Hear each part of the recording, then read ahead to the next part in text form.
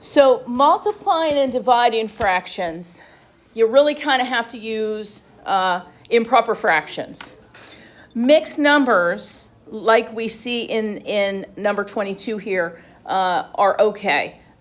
So let's talk about the correct way to add 2.5 and 2.5.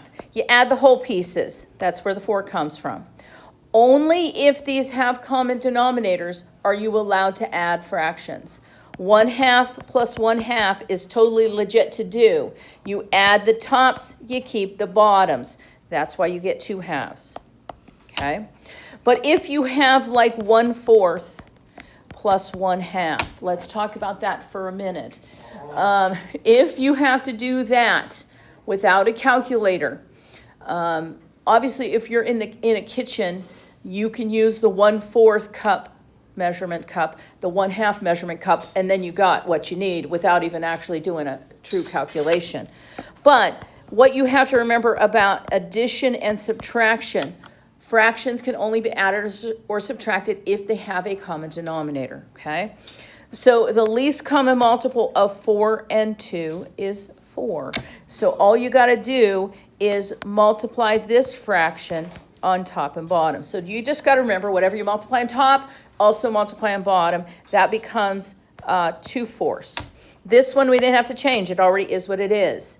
So remember, then you add the tops, you keep the bottom.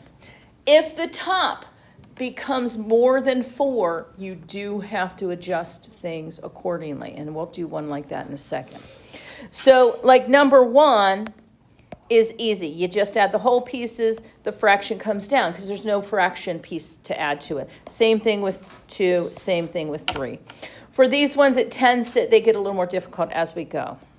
So these ones are ready to go. Add the front whole numbers, add the fractions. But let's talk about a little conversion we have to do with this one. If you add the whole numbers, you get 2. If you add the fractional pieces, you get 2 halves. Exactly. 2 halves is the same as 1 whole. So you would add the 2 plus 1 whole for an answer of 3 cups. Okay. Same thing's kind of going to happen with 5. Okay. So all I want you to do is actually try doing it without a calculator, and feel free to check your work with a calculator. And then let's just do the 1 to 14 for the moment. Please, if you could, check in your Google Classroom.